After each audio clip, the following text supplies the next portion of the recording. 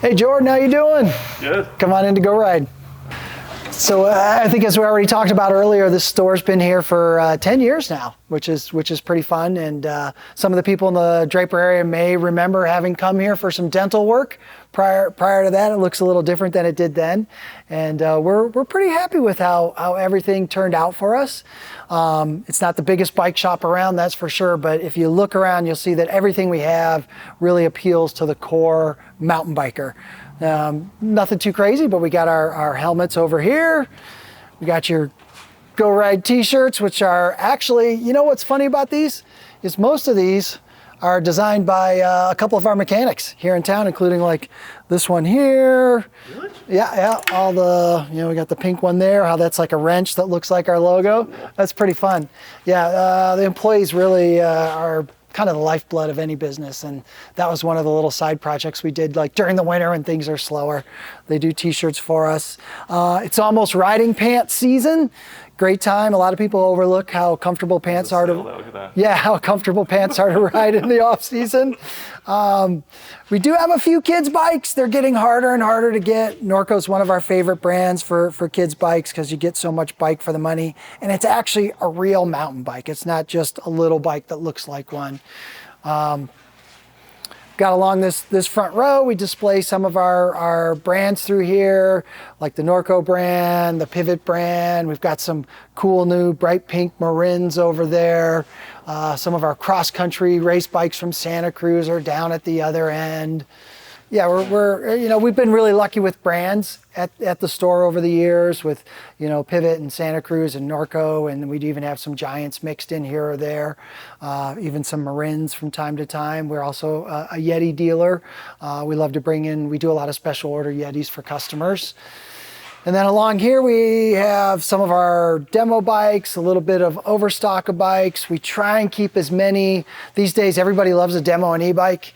Everybody's kind of e-curious and wants to come and try one out. And actually, if you missed me yesterday, I was actually down at Draper sending out demos for nearly free, really just for a small tip for the setup time. I try and do that about every other Saturday. If you see the van down there and a group of bikes, come demo a bike from us. We've got some, more bike displays here, so hopefully we've got something that's interesting to everyone. Just simple pumps and some accessories, more accessories over there on those gondolas, tools you might need, whether it's on the service side for bleeding brakes or out on the trail. Hydration, obviously, has been really important this summer. It's been hot. Drinking a lot of water while you're riding is a good idea. Tires often get overlooked. I can't tell you how many times bikes come in with pretty much a worn out tire and they're complaining about something else. It's pretty hard for your bike to do anything good if you don't have good tires on it, so we do sell a lot of tires. And then back in here, I won't get into too deep. It gets a little messy, but back in here's a relatively small but effective service department. As you can tell, we work on a fair number of e-bikes. A little harder to do than the classic, can you just adjust my brakes for me? Yeah, that's a motor and a battery system that's out. E-bikes have brought in a whole new level of complexity to service. And then something not to overlook, we don't do it directly in this store, but out of the Salt Lake store, we were the first guys in the valley to do complete service for forks and shocks. In other words, we will do a full vacuum bleed and nitrogen charge and complete rebuild of your rear shock. And the nice thing for the Draper community is you can drop your fork or shock off here. We'll whisk it up there at no extra charge, service it there, and get it back here within just a few days. So it's just something we don't do at both stores because we have a little more space for it at the other store. Oh yeah, a lot of this was collected by a former employee who still has a local race team, and he still displays them here, which is awesome. There's an amazing history. I mean, just like even like this first bike you're looking at is from 1993, a Foes. That guy got his start, if I remember correctly, making off-road racing chassis. And he thought, I could make bikes too.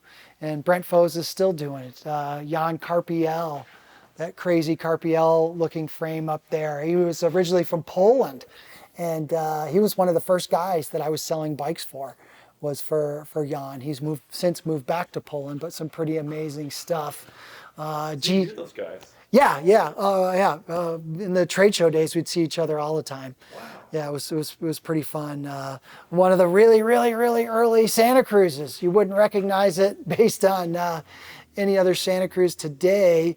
Tasman, I think that was their second model that they had, a full suspension bike that they came out with. You could see things have evolved quite a bit. That almost looks like it was put together from an erector set. Yeah, there's a lot of cool history up there.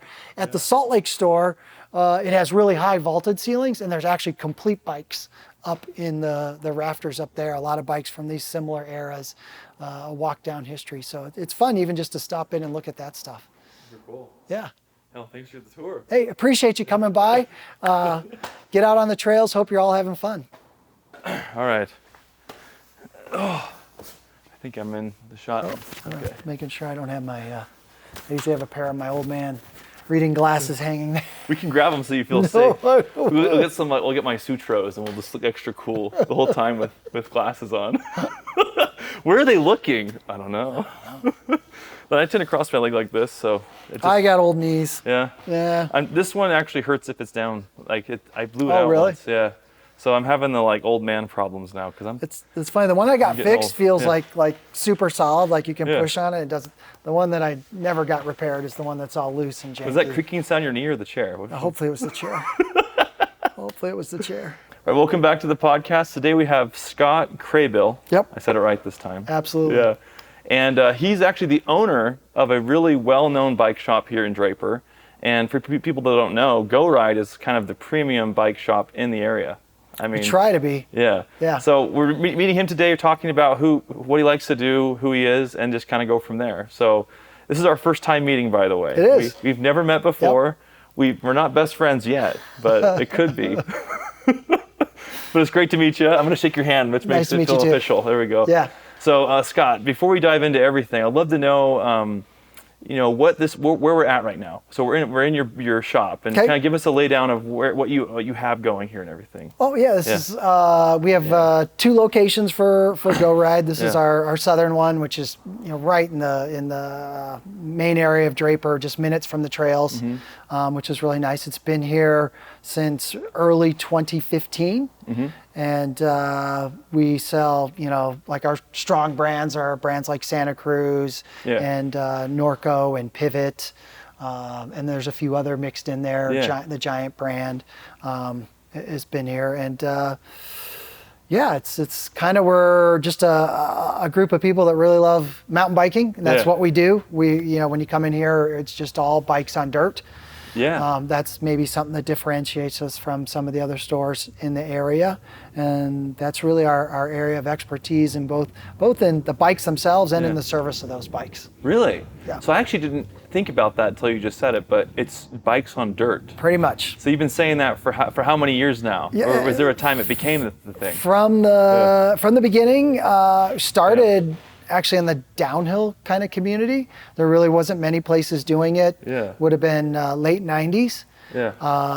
Downhill was God, I don't know what you'd compare it to right now. There were all these little tinkerers. Yeah. Guys making bikes out of their garages, guys that had a metal fabrication business somewhere else and said, I could make a downhill bike. Really? And just there were so many wild designs.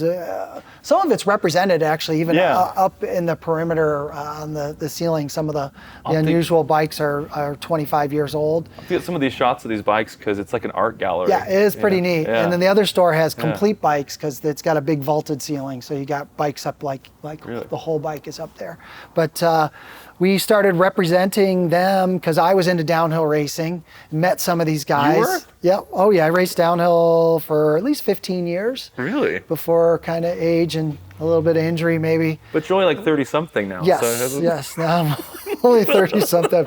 I've only been doing this for, it feels like 30 something years. Yeah. And so we started there on the downhill side of things, selling mostly online. Online? And what year was that online? That would have, the first year was probably 98. So there was like an online market in 98 for mountain bikes? I made my first website myself, and it was, gosh, no one's even going to remember this, but it basically looked like a MySpace page. What? Do you still have it, like a picture of it or something? Maybe somewhere. I It would was love really basic. Like literally I was like, on my computer, like picture goes here. Yes. And then it would be all weird. And you could code? Like you could make it?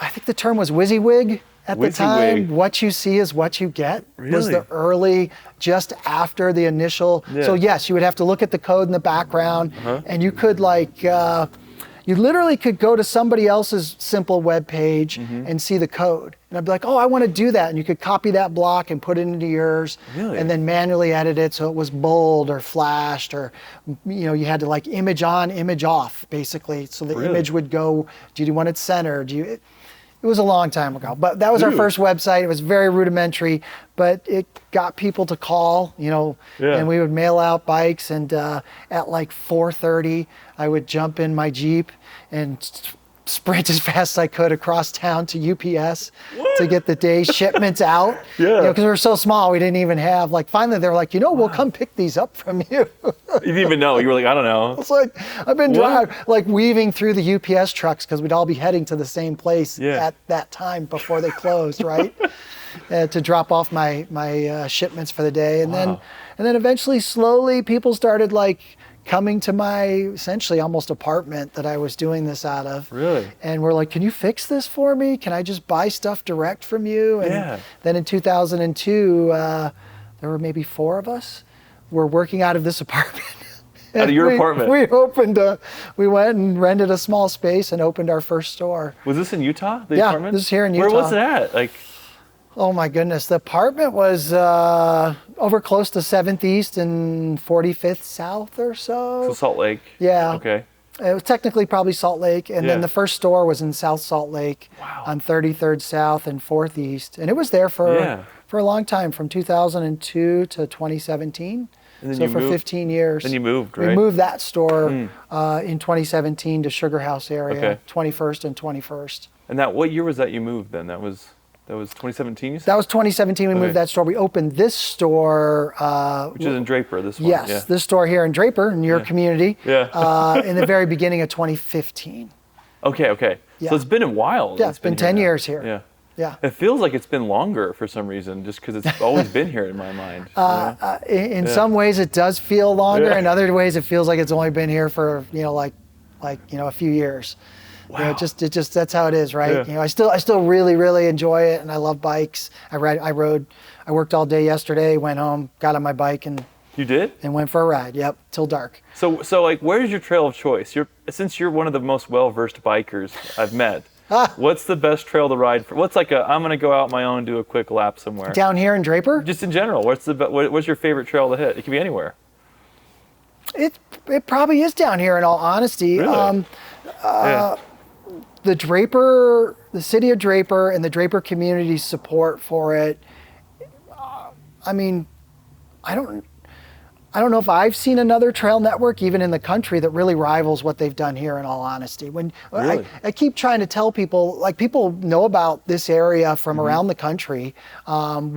I'll see posts like, I'm going to be in town, I've heard of this Rush Trail or whatever, which, was a fun trail, but Yeah. it's nothing ridiculous. It's chill. But people know about it and come ride it. And when you consider that it's literally built into a neighborhood, is pretty insane. I don't think there's anything really like it. I can't think the of any. trails in Park City aren't necessarily built into just a neighborhood. It's built into a giant mass of land and mountain, Or it's like a resort, and it took you know? 30 some Yeah. years or 40 years now to do that. Yeah. Where a lot of this has been done in the last 10.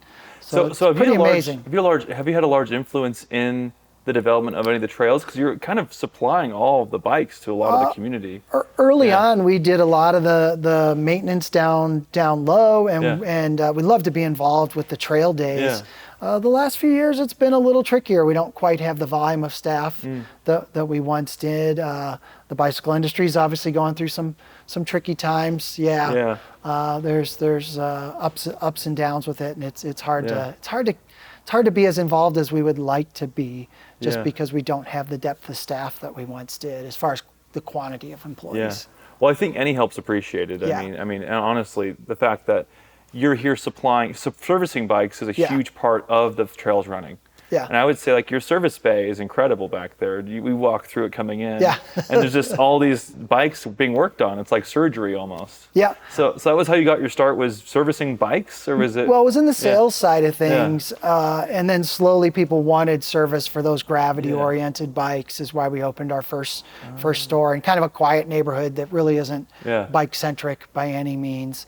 And then the industry evolved over time, where it went from just these little boutique brands making the edgiest of downhill bikes to like the big brands, the Treks and the Specialized and the Giants moved in and said, well, we're going to make downhill bikes too. Whether it's profitable or not is debatable. Really? And for them to be involved in that area. And then slowly we kind of evolved into like a do-everything mountain bike store, which led us to be more closer built into where the trails are, to be able to service more bikes and interact with that clientele better. Okay, I look around, I see bikes for all types of riders and all types of seasons. I see a fat bike here. Yeah.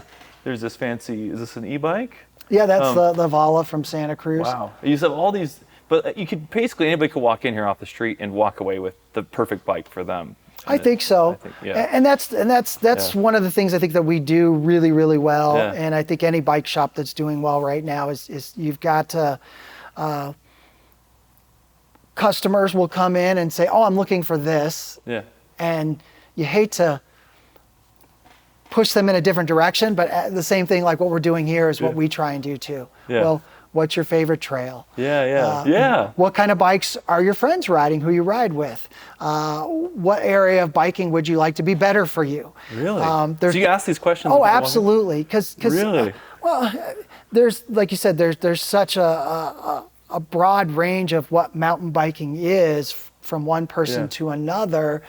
Understanding what's really important to that customer, and on top of that, what's important to the group of people they ride with, that can be as big of a deal as what is important to them. You know, if you buy an e-bike and all your friends don't have e-bikes, you're kind of the outcast, or vice versa. Yeah. If all your friends are riding e-bikes and you don't show up with one, they're like, oh, geez, we're going to be waiting all day for them to catch up. So understanding what's important to them, and then hopefully they will allow you to show them what you think is ideal, and then maybe get them on a demo of that sort of product so that they can decide whether that's right for them or not.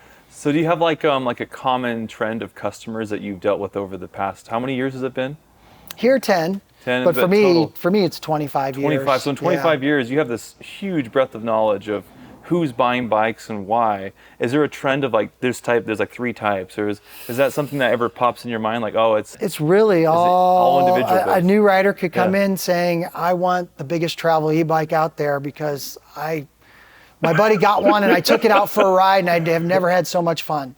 Or there's I also, you'll get a guy who comes in who's 75 years old and retired, and he said, I still just want to do it all myself. Get me a bike that climbs great, because that's what I enjoy doing. You don't necessarily know just by the person that walks in what it's hard to, you can't really. Is pigeonhole still a term? I think I use it all the time, but I'm an old timer myself, so I don't know. You can't necessarily nail down those whippersnappers don't know anything. More often than not, if I'm doing a demo, I mostly bring out e-bikes because that's what people are most curious about. And more often or not, the customer or the potential customer who's I wouldn't say anti-e-bike, but least interested in e-bikes, is that older person that's like, I've been riding for 35 years and I still don't need one, and when I need one, I'll know. I'll die before I have one of those. Pretty much, and they're most likely to be like, nope, that's just not for me. So almost the exact opposite of what you might expect. Interesting. I've seen like almost every age riding them in the past 5 years, and I think they've grown in popularity to the point where I think most bike shops, half of their bike inventory is e-bikes to a degree. It feels like it's getting there.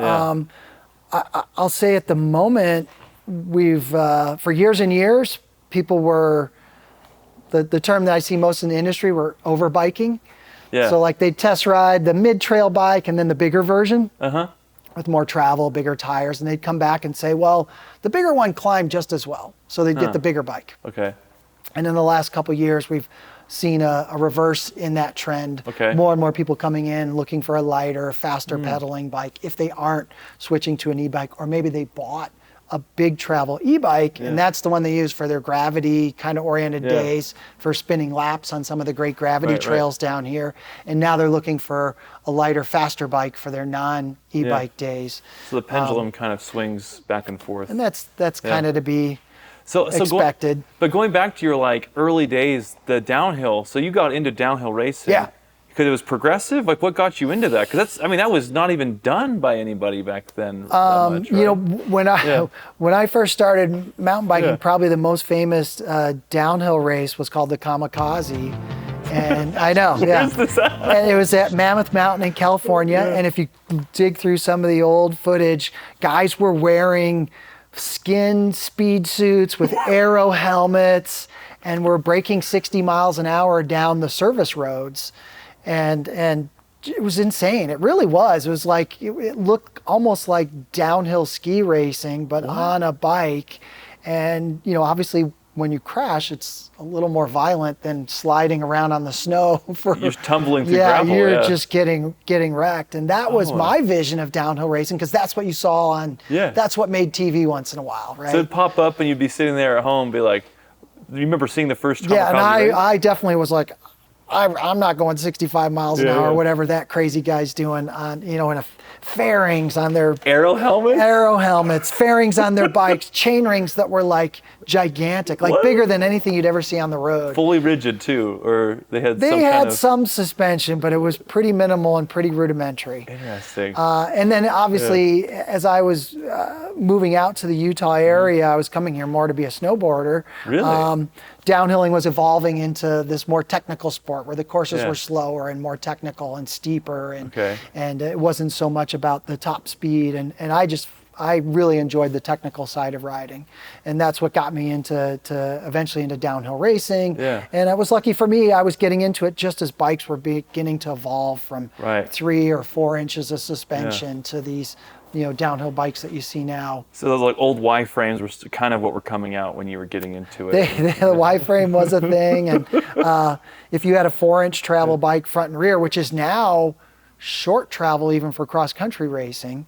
Is it? Yeah, like 100 millimeters front and rear. Now bikes are like 120 front and rear. If you had a 100 millimeter travel bike front and rear, you were about up there with the cutting edge. You're cooking. When a 5-inch travel bike came out, only the pros had them, and you're like, wow, that's amazing. So really? So it's evolved a lot. But you moved out here initially to snowboard. I was into snowboarding at the time. I moved. I was a company that I was with moved me out here. Just golf snowboard. It was just kind of on a whim. I was like, Utah, you know. Yeah. Okay. But did you know about Utah? Because back then, did you know about Utah being a place you wanted to live, or is this like I'll try it out? As far as like skiing and snowboarding, Utah certainly was pretty famous in the late '90s. I mean, most of my friends I'm from back east were going to quote Colorado, but even I realized at that time, like, well, if you live in Denver, it's like an hour minimum to 2 hours, maybe with no more. Traffic. Yeah. Right? Yeah. We're Utah. We were a little spoiled back then in Utah. You could get up late in the morning and still drive up the canyon and practically park in the front row and go skiing. Really? Which obviously it's not like that anymore. And just walk on the lift, not have a huge old It felt like it. Man, dude. Sure felt like it. But you were snowboarding, and that was still new back then too. I don't know if it was new, but it was still. Yeah. Like 80s, 90s is like it kind of. So you moved here in the late 90s? When did I start snowboarding? I moved here in 96. Okay. And I probably started snowboarding in like 93 or something like that. So it was pretty new. It was still pretty new. It seemed new. Yeah. So you seem to be like an early adopter of like certain outdoor tech almost. Like the mountain bikes, the downhill bikes, progressive, the snowboarding. It was like different than skiing. Yeah. So you could go the original path, but you were choosing these new things. I started as a skier. I still really admire skiing, and what pushed me away from it was an unfortunate knee injury, and then I felt that I'd be safer if both my feet were permanently planted next to each other. Really? So I got into snowboarding. Really, almost out of the same knee that? Yeah, the same knee that I blew out in college. So. No way. So we were chatting earlier, and you did some college. I was playing a little bit of soccer there, and had like a lot of young soccer players, had a dream of that continuing to be my thing, because I played a ton of soccer as a kid, and unfortunately blew my knee out early on, end of freshman year, and that put an end to that. Getting a knee fixed back then wasn't so easy. Yeah, they had like a different surgery and stuff back then that was a little more invasive. Yeah, it was a multi-year recovery type thing. But you mentioned it's your good knee now. Yes. So you can ski on that one, but the other one, what made the other one bad? What was skiing? Skiing? I continued to ski. I wouldn't say I fancied myself as a ski racer, but I made my attempt. Do you have an aero helmet and everything? No, I never was that type of ski racing. And then I had some bad luck. Bad luck there. I was having problems with what back then they called it booting out, where your boot, like you're turning hard enough that your boot would hit the snow and it would eject your ski. So you keep turning up your bindings until that doesn't happen. But then when you're just out skiing for fun and you don't turn them back down, that can be, that's your knee turns out. That's how I hurt my other knee. Oh my gosh, that's a horrific injury. Yeah, it was some bad luck. Oh man.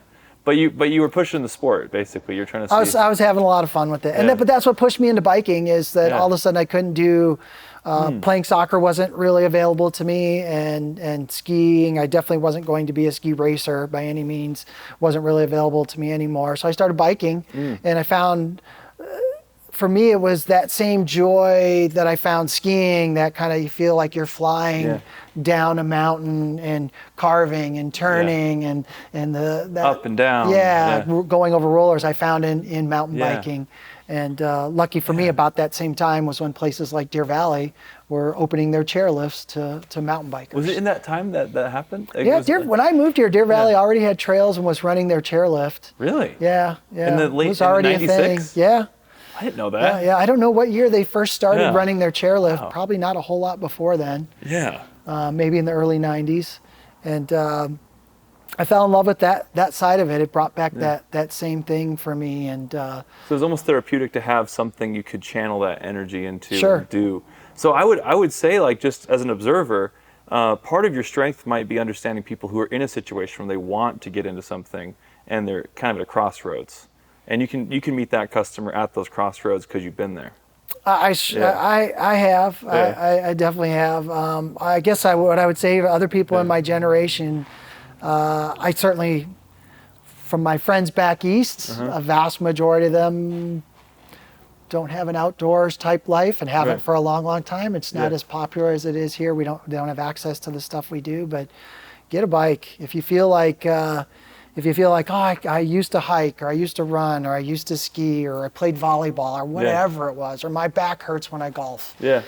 You can still get out and ride a bike and get great exercise and go on an awesome adventure, even if it's just on the road. We have amazing, even on the streets, backcountry roads available to us not far away, where you can get away from traffic and get a great exercise and leave maybe the more stressful parts of your life behind for a while. And that's why I still really enjoy cycling so much. I'm impressed you've been doing it for so long and that you've seen so much transition and evolution of the sport, and you've kept up with it. I have, I don't know, I'd have to look. I probably have about 4,000 miles on my bike this year. 4,000?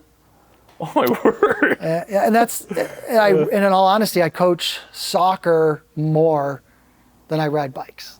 You coach more than that? I would say I do. I have 2 teams and a third one that I work with, and it takes up more time to do that than I have time to ride bikes.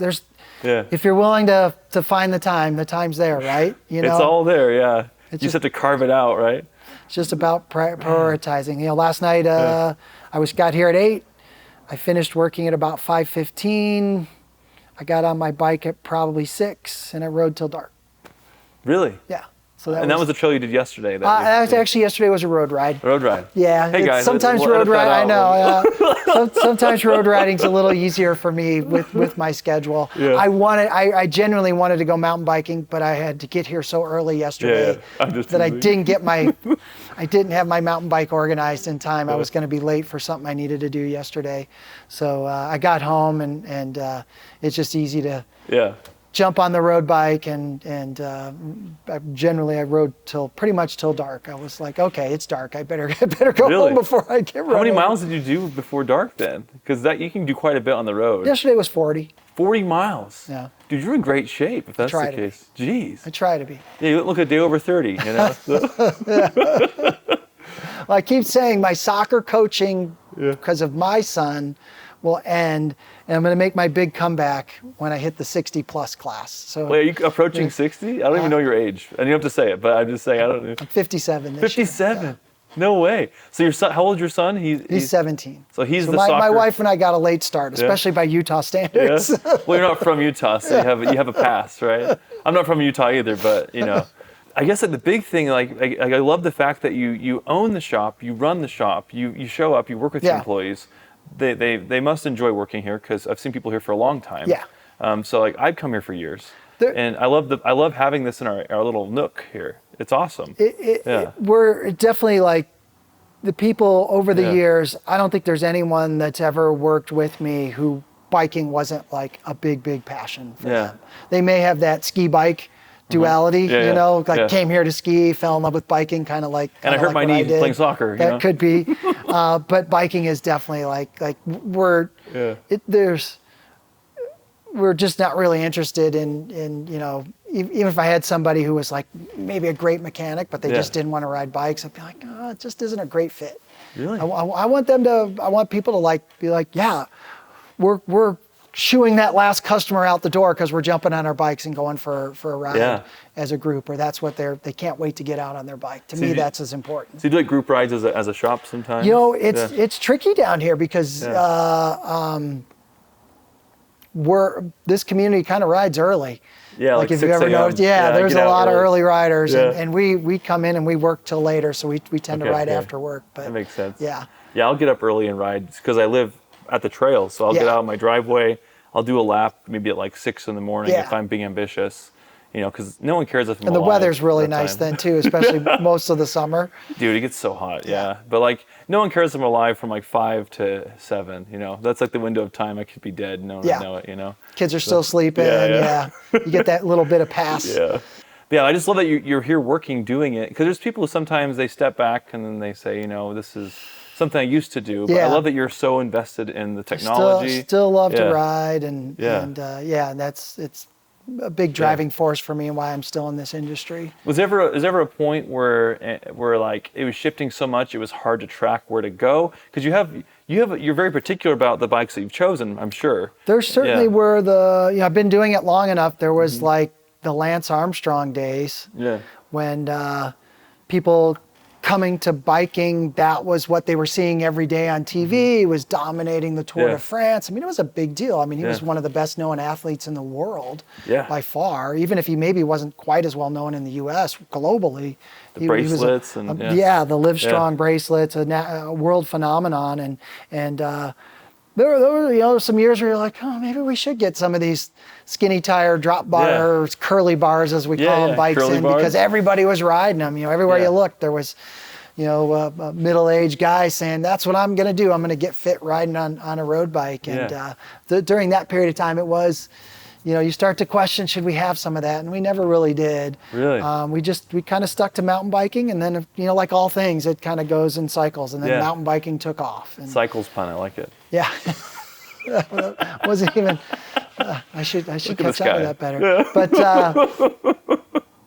and then mountain biking takes off, and I still think right now mountain biking is still really strong, even if on the sales side of things it isn't as strong as it was a few years ago. I think the bikes that people bought during the COVID years are still really good bikes, and they're enjoying them and riding them, and mostly we're doing a lot of service for that sort of stuff. And that seems to be a mainstay as the service part of it.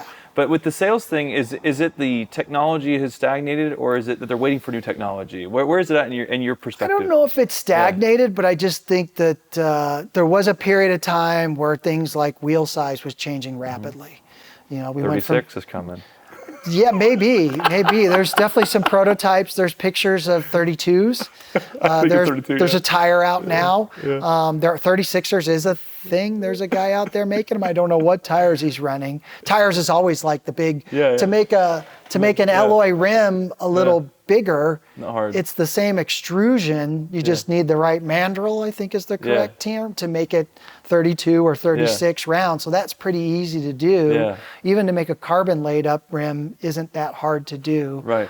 Tires is a one you say, massive investment. And then, is somebody going to make a suspension fork that's going to clear a tire that big? There's one out there, but I'm sure it's just a modified prototype form. But yeah, wheel sizes was changing rapidly. Style of riding, the way trails. I mean, if you've seen here in the Draper trails, the 3 or 4 trails off the back, the Levitates, the Vertigos, Rattle and Hum, I think is the new green one that they've built. Zooropa got rebuilt this year. That style trail didn't exist 20 years ago. Those machine-built ones weren't around anywhere. Yeah, trails are big and wide and fast and flowy, and bikes evolved to match that. And then they kind of caught up with it. Yeah. So the evolution of the bike is, in the mountain bike side of things, is definitely slowing down. We kind of touched on, just between you and I, e-bikes is something that's evolving quickly right now. One thing that I would say, a new person coming into the sport, the question I always have is, what's the difference between a bike from 10 years ago to today? They look almost the same to me. What's different? Yeah, if you bought a modern bike just 10 years ago, probably the biggest difference of a 10-year-old bike that I've noticed is, and it's a funny term, you'll see it a lot if you follow some of the more popular websites for mountain biking, the lower, longer slacker.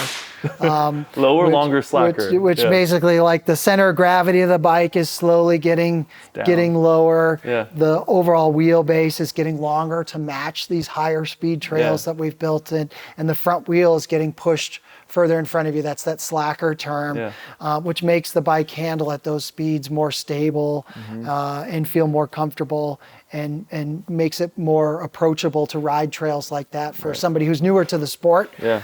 And that, I would say, is still, from 10 years ago, bikes have gotten a little lower, a fair bit longer, and slacker. So they handle those trails quite a bit better over the last 10 years. And they still are, but now it's much smaller increments of changes. Yeah. And along with that, without getting too overly technical, in order to, as the bikes got longer, so that it didn't become something that only somebody 6'5" could ride, they made the seat tubes steeper. Brought them up, right? Yeah, so that kept, because our bodies aren't getting longer at that rate. I hope not. So to keep the bike proportionally sized for a given ride, or the seat tube got... Is that why it came up more? Part of the reason why. Because it would extend, it would just keep extending out. Yeah, if you just kept making the wheelbase longer, ultimately the seat would get farther from the handlebars, and only really, really tall people would fit those bikes. Yeah.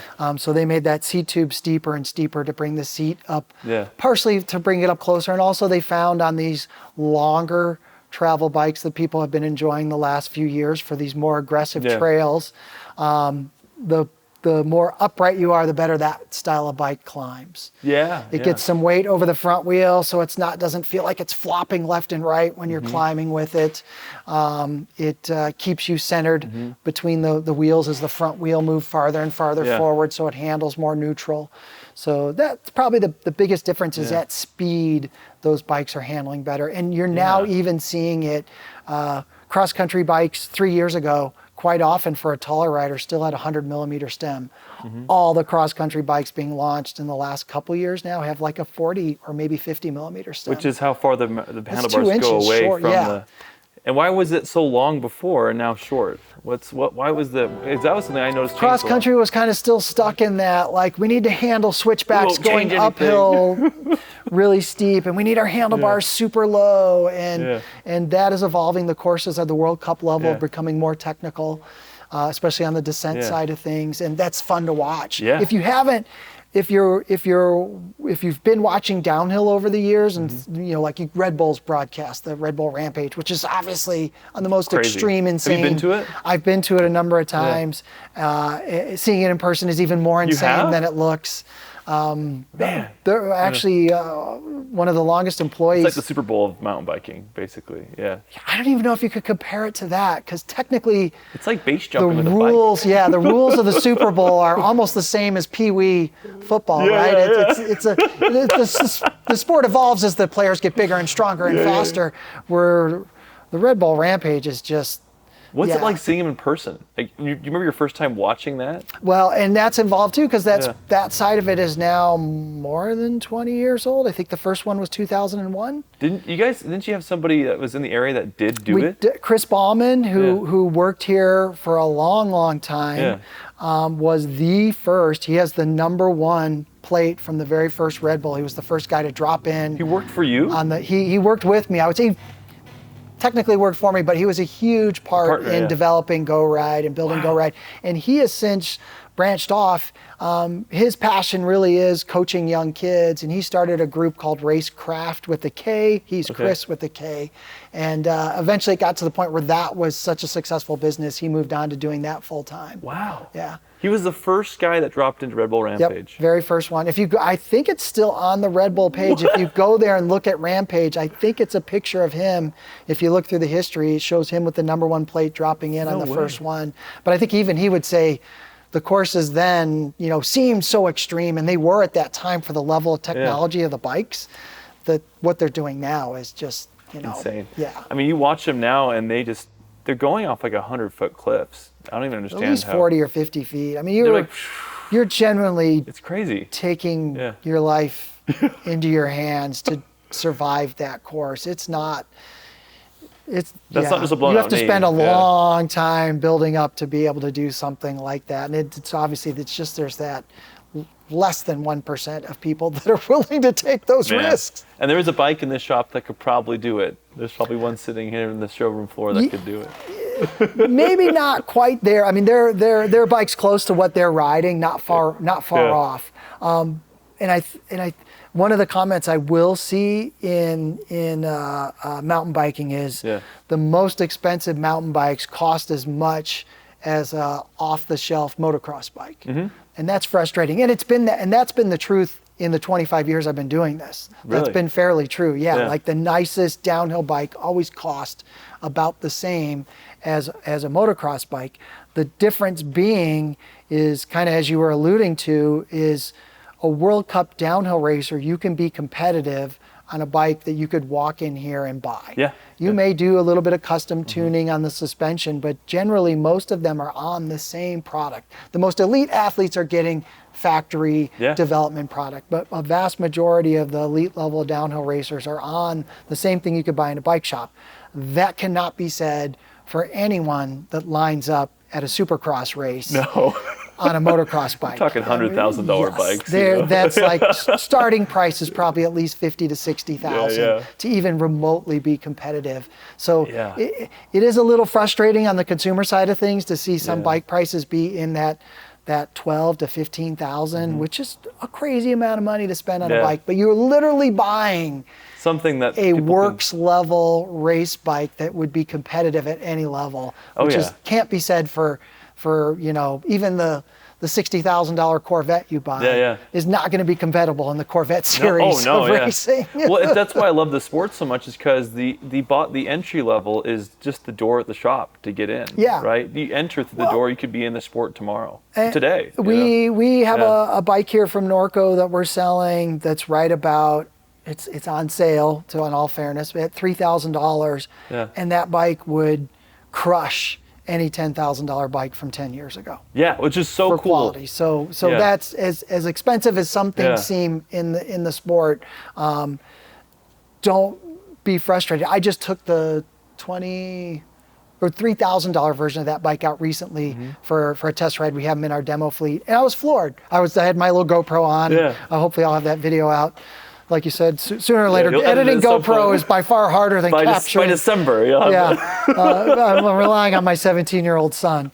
But I'm riding that bike, and I'm like, this bike is amazing. I'm like, literally, like, as the owner of the store, I'm like, if you told me this was my bike to ride for the year, I wouldn't complain. Yeah, I'd be like, this bike rips. Bikes. It's such a good bike. So I get that feedback, and I see it online, especially with, some of the bikes are so expensive. But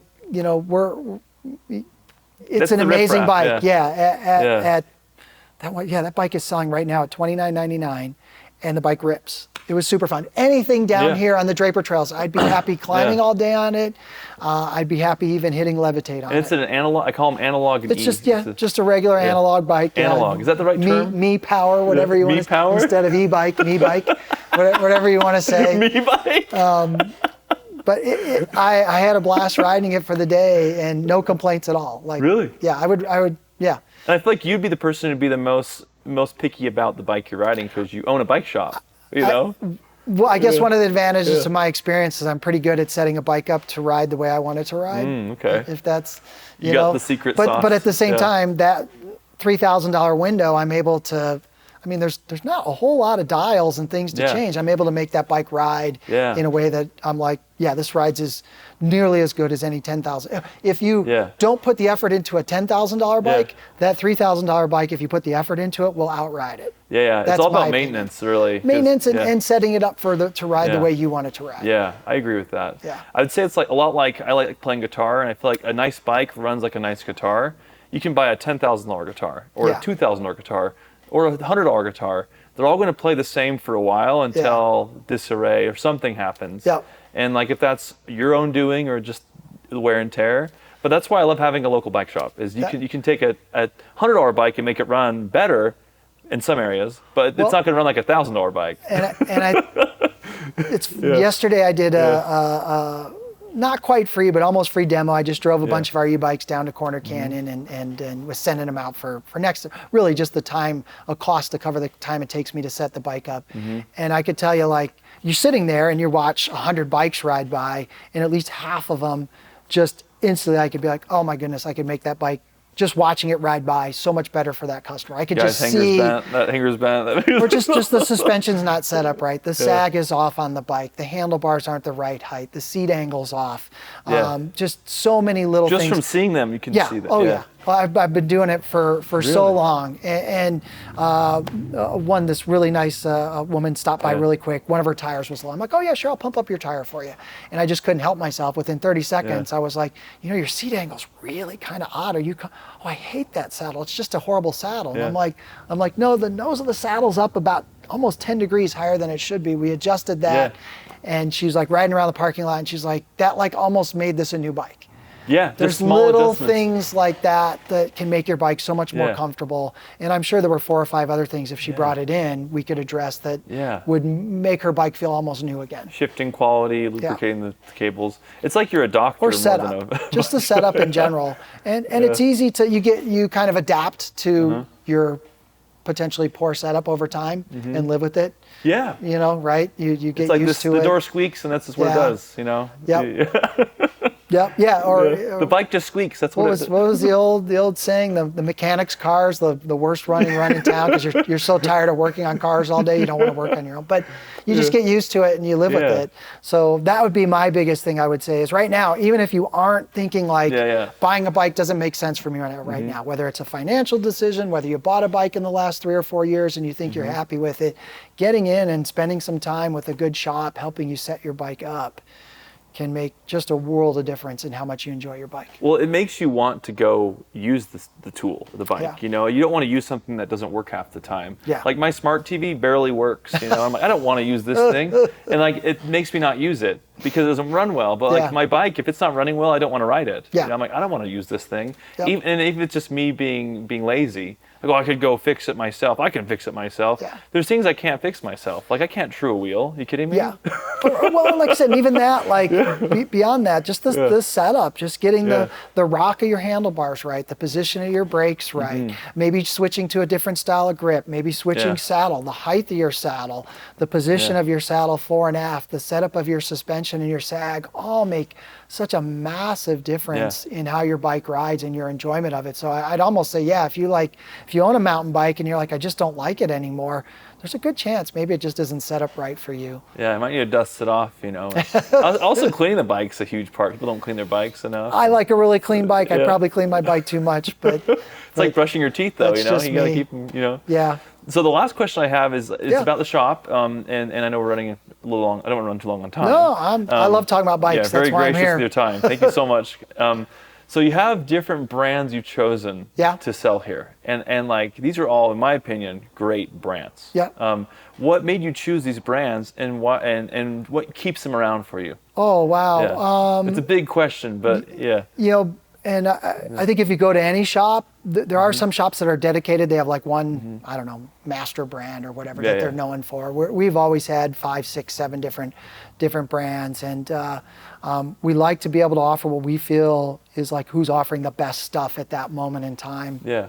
Is really important. I don't want to be just like, oh, this is the brand that dominates 90% of what I have. So in some ways it's easier then if you walk in and you only have one dominant brand. Well, of course you should buy this bike. This is because It's the Levi 501. That's what you have. That's what you have to offer. Yeah. Where for us, if you come in, I hope I've got 2 or 3 different bikes that are really close to what you're looking for, and you don't get too caught up in the name on the side of it, and you get more caught up into which bike does fit me right, which bike does address what I like to do most on a bike. And that's another thing that I feel like we do really, really, really well is guiding you to the bike that's going to meet your needs the most, because it's not always when you walk in, you don't always know for sure this is the bike I want. Maybe you haven't had a chance to ride some different bikes. So, and I've had because I've been biking for like 9 years now, I guess. So I'm you have a good amount of experience. I'm an amateur, but I sometimes get tasked with being the guide of the new person learning how to mountain bike. Yeah. And the first thing I say to them is,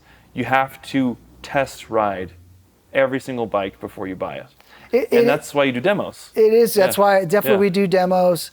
And there was a point in time, we had probably 40 bikes in our demo fleet. It's a little softer market at the moment. It's hard to justify that many, but we probably still have 25 bikes between the 2 stores available to demo. And I think that helps a lot.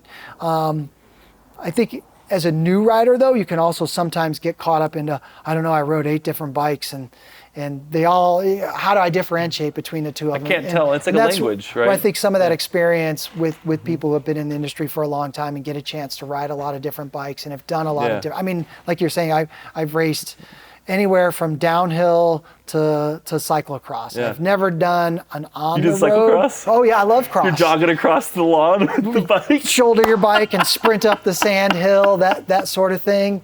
Got your aero helmet on? Not for cyclocross, but it's still on helmet. dirt. I look at it; it's still on dirt for cyclocross. So, and I've done all of it in between. I've raced cross country. I've raced endurance mountain biking. I've raced stage races.